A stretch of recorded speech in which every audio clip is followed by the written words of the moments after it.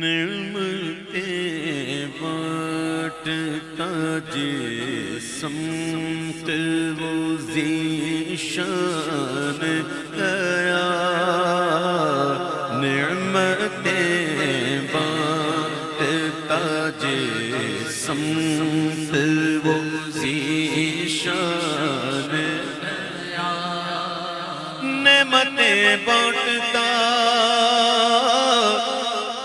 جس سمت وہ ذیشان گیا، ساتھ ہی منشی رحمت کا قلمدان گیا، ساتھ ہی منشی رحمت کا قلمدان گیا،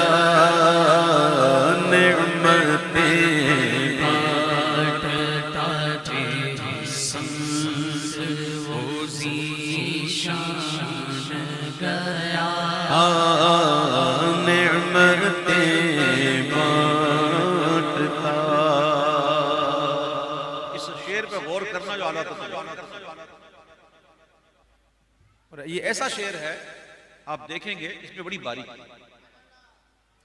اعلیٰ حضرت زبردست عاشق رسول تھے۔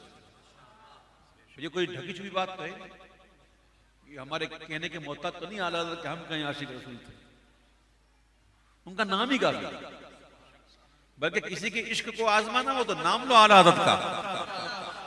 اعلیٰ حضرت تو کسوٹی ہیں۔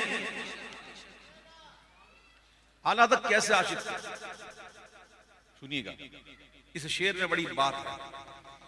کلے خبر جنگ کہ غیروں کی طرف دھیان گیا، لے خبر جنگ کہ غیروں کی طرف دھیان گیا، بس کہنا تھا، لگتا ہے ایسا جیسے اعلیٰ حضرت نے کہا اور وہاں سے خبر لی گئی، اور ایسے لگتا ہے جیسے اعلیٰ حضرت کی خبر لینے کے لیے حضور نے کرم فرمایا، اور حضور علیہ پاک صلی اللہ علیہ وسلم اپنے غلام کو اپنا دیدار عطا فرما رہے ہیں اور تسلی دے رہے ہیں، تو دیکھ کر کے اٹھے، میرے مولا میرے آقا تیرے قربان گیا، میرے مولا میرے آقا تیرے قربان گیا، نعمتیں بانٹتا۔ دل کہاں ہے؟ دل کہاں ہے؟ بتاؤ نا، شرماتے کیوں ہو؟ یہ ہے دل، یہی بہو گے نا۔ اور سر کدھر ہے؟ سر یہ، واہ بھائی واہ، کیا بات ہے، آپ تو کہہ رہے ہیں دل یہ ہے اور سر یہ ہے، لیکن سنو امام تعریف کر رہے ہیں، کون سا دل ہے اور کون سا سر ہے۔ دل تو سب کے پاس ہیں، سر بھی سب کے پاس ہیں، لیکن دل کون سا دل، سر کون سا سر۔ دل ہے وہ دل جو تیری یاد سے معمور رہا، دل ہے وہ دل جو تیری یاد سے معمور رہا، وہ سر ہے وہ سر جو تیرے قدموں پہ قربان گیا، سر ہے وہ سر جو تیرے قدموں پہ قربان گیا۔ کسی بھی قسم کی مصیبت یا پریشانی کے وقت حواس کو قائم رکھنا یہ بہت بڑا فن ہے، بلکہ یہ اللہ کا انعام ہے، ورنہ بڑے بڑے ہل جاتے ہیں۔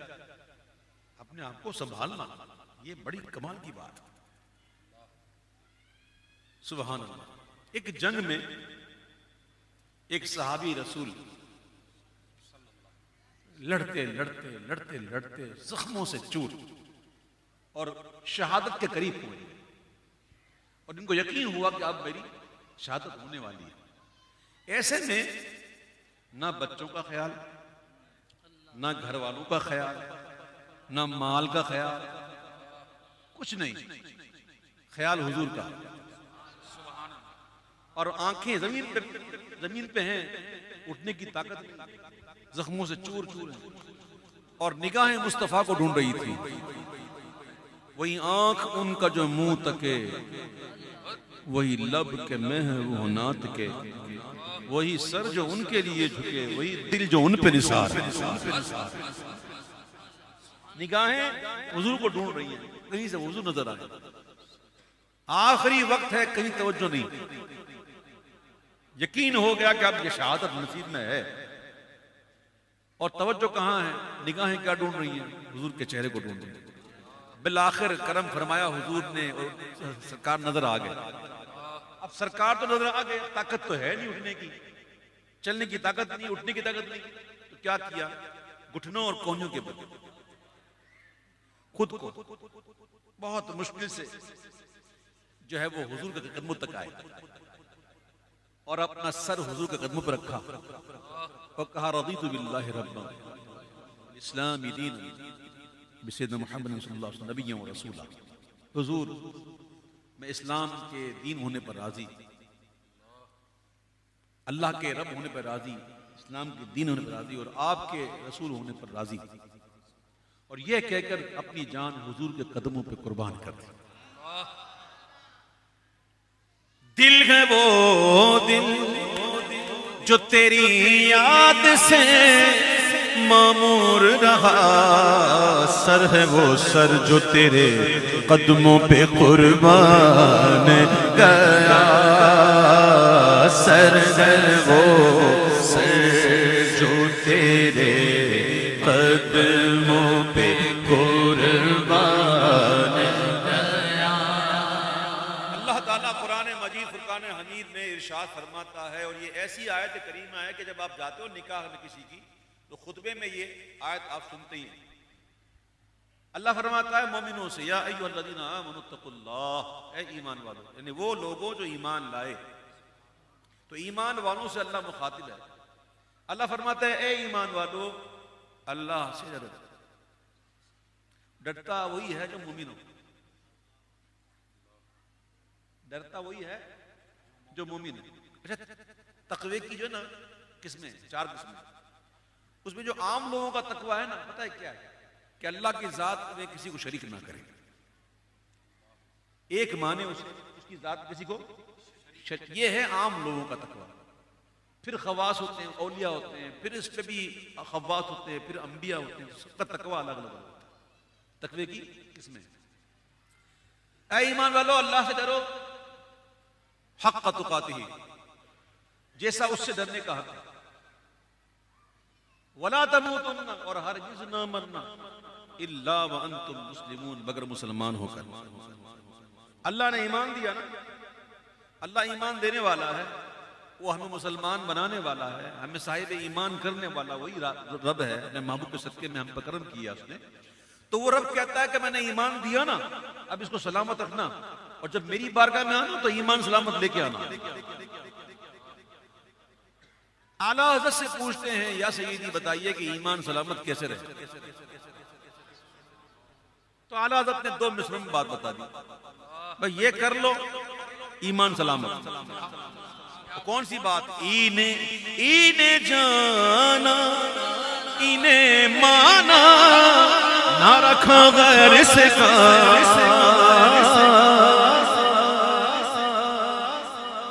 صرف جانا نہیں، مانا بھی.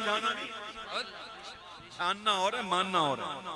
جاننے کو تو یہودی بھی جانتے تھے، عیسائی بھی جانتے تھے، قرآن کہتا ہے، اور ایسے جانتے تھے جیسے والدین اپنی اولادوں کو، اور بچوں کو بتاتے تھے کہ اب آئیں گے، آخری نبی آئیں گے، آخری نبی آئیں گے، آئیں گے آئیں گے. لیکن جب باری آئے نا ماننے کی تو مانا نہیں. تو جاننا اور ہے، ماننا اور ہے. الحمدللہ ہم ویسے تو نہیں جانتے جیسے حضور ہے، لیکن اتنا جانتے ہیں کہ حضور آخری نبی ہیں، ہمارے آقا ہیں، شفیع محشر ہیں. جیسا رتبہ ان کا ہے کسی کا نہیں.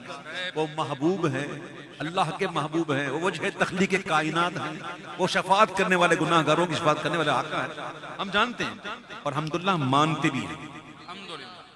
سوائے آقا فرماتے ہیں صلی اللہ علیہ وسلم، سنیو، حضور فرماتے صلی اللہ علیہ وسلم کہ سوائے سرکش انسان اور سرکش جنات کے ساری مخلوق مجھے جانتی ہے پہچانتی ہے جاننا پہچاننا اور ماننا لگا ماننا الگ چیز ہے. اعلیٰ حضرت کہتے ہیں اگر ایمان سلامت چاہیے نا تو سن بس دو کام کر.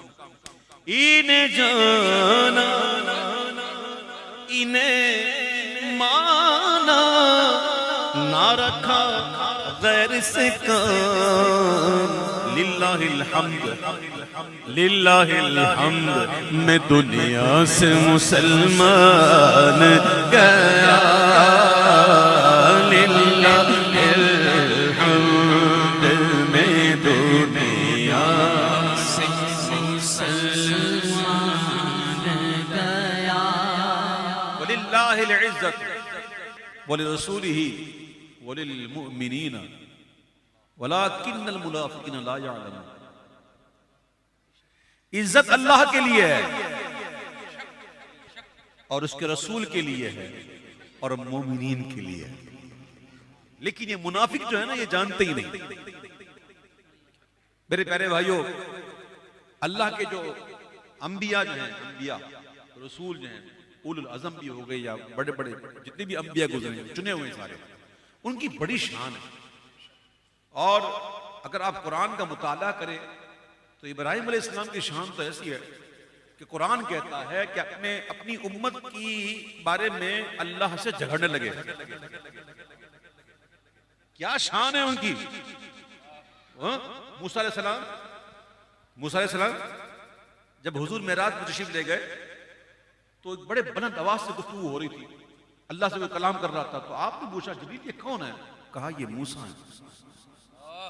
یہ جبریل یہ موسیٰ علیہ السلام اس طرح بات کرتے ہیں؟ بولا ان کا انداز یہ ایسا ہے، یہ ان کے اندر شان جلال کو زیادہ ہے، ان کا انداز ہے. تو اللہ کے جو برگزیدہ انبیاء جو ہیں ان کی بڑی شان ہے. وہ کہتے ہیں نا جس کا کہ مخلوق میں کوئی چھوٹا ہو بڑا ہو، معاذ اللہ سنا ہوا ہے نا آپ نے، میں تو مزہ بھی نہیں آتا بولنے میں، منہ خراب ہو جاتا. خبیث کہنے والے لکھ کے گئے کہ مخلوق میں کوئی چھوٹا ہو بڑا، اللہ کی شان کے آگے باب میں آگے نہیں بولتے. ان خبیثوں کو کیا پتا ہے؟ وَلَٰكِنَّ الْمُنَافِقِينَ لَا يَعْلَمُونَ. وَلِلَّهِ الْعِزَّةُ وَلِرَسُولِهِ وَلِلْمُؤْمِنِينَ. بس ادھر ادھر بھٹکنے کی ضرورت نہیں. انہیں جانا انہیں مانا نہ رکھا غیر سے کام. للہ الحمد میں دنیا سے مسلمان گیا. للہ الحمد میں دنیا سے مسلمان گیا. اور تم پر میرے آقا کی عنایت نہ سہی، اور تم پر میرے آقا کی عنایت نہ سہی. نجدیو کلمہ پڑھانے کا بھی احسان گیا. نجدیو کلمہ پڑھانے کا بھی احسان گیا. کے پاس ایک شخص آیا ایک نعت لکھ کر کہ حضور یہ میں نے نعت لکھی ہے ذرا دیکھیں. تو اس میں کیفیت کچھ ایسی تھی کہ یا رسول اللہ آپ کے عشق میں بس ایسی حالت ہو گئی ہے کہ نہ مجھے کچھ کھانے کا ہوش ہے، نہ مجھے پینے کا ہوش ہے، نہ مجھے نیند کا ہوش ہے. مطلب یوں کوئی مضمون تھا. تو اعلیٰ حضرت کہتے ہیں کہ تم نے یہ باتیں لکھی ہیں اگر یہ واقعی ایسی ہیں تو سبحان اللہ. اور اگر جو تو لکھا وہ ایسی ہے نہیں تو سوچ تو کس کی بارگاہ میں جھوٹ بول رہا ہے کہ جو دلوں کے خطرات سے بھی واقف ہے. تو اعلیٰ حضرت کا یہ آپ نے سنا نا بات کہ وہاں وہی بات کی جاتی ہے جو سچ ہو، جھوٹ نہیں چلتا. یہ بات سن لیا. اب اعلیٰ حضرت کی شان دیکھو. جان و دل ہوش و خیرت سب تو مدینے پہنچے.